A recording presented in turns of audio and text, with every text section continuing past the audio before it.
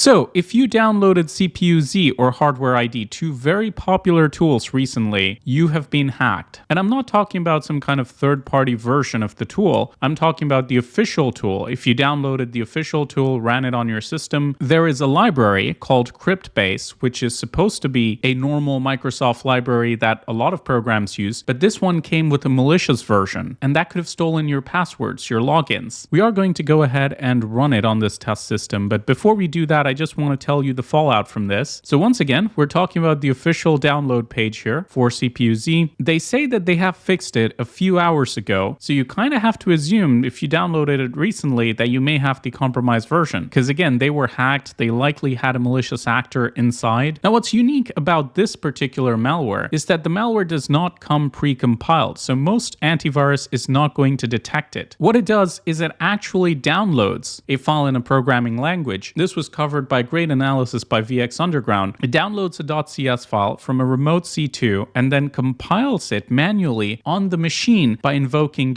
.NET. So the malware is actually getting built on your machine itself. So it's not like the antivirus program's going to see, oh, here's some malware coming into the system. They are downloading the actual code and then compiling it, creating the malware on your system itself. That is going to fool a lot of detection mechanisms. So all of it is performed in memory. Nothing is on the disk. There's no like actual malware file. And the scary part is it's trying to steal browser credentials. So you know what that means. You got to go back to my what to do if you're hacked video, because there's a very good chance if you downloaded one of these tools that you might just be hacked. Now, I want to see on this test system here if we can get this malware to run and if we can actually observe the loading mechanism. So I'm going to use Process Explorer for this, which is part of Microsoft's sysinternal suite. We're going to go ahead and maybe set up the VARSTotal section, and we're also going to need to view the DLLs. So let's go ahead and run this. It's loading. Interestingly, it kills itself, but I'm going to try again. So HWMonitor, we take a look at the DLLs being loaded. Let's see if we can find the cryptbase.dll. So what we're looking at here looks like the original cryptbase DLL, which is replaced by this malicious version, because I'm pretty sure the malicious version is detected on VARSTotal by now, but we can double check. So this is the malicious version, 42 detections. This is the original version, no detections. And also, I believe it has some VM avoidance. So if you go back to VX Underground's analysis, it detects emulation and prevents reverse engineering by checking for the presence of specific registry keys on the machine. But they didn't account for everything. So sometimes it's going to run in a VM, sometimes not, I guess. And so far, we don't know who the threat actor is, what their intentions are. But of course, if you have this malware, then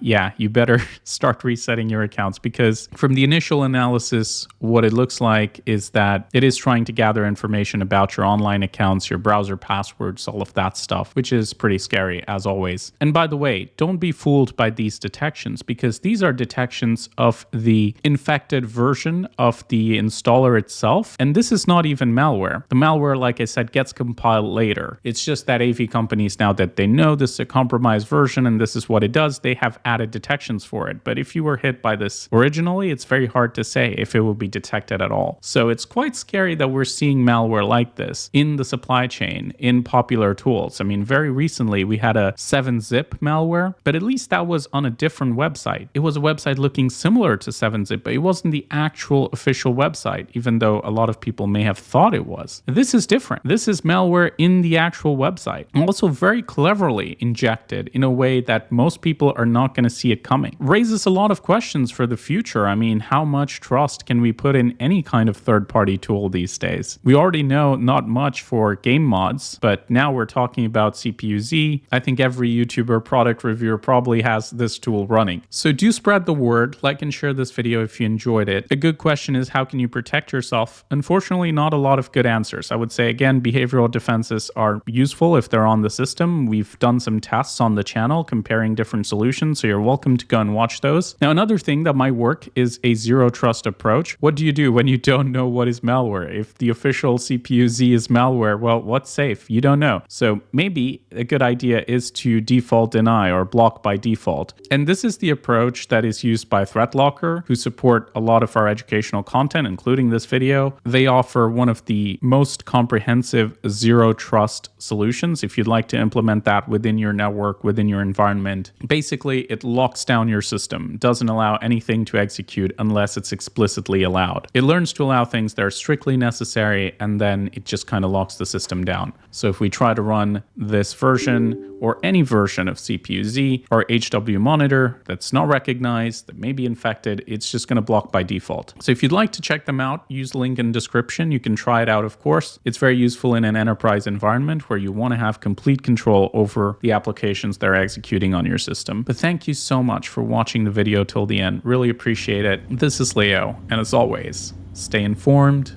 stay secure.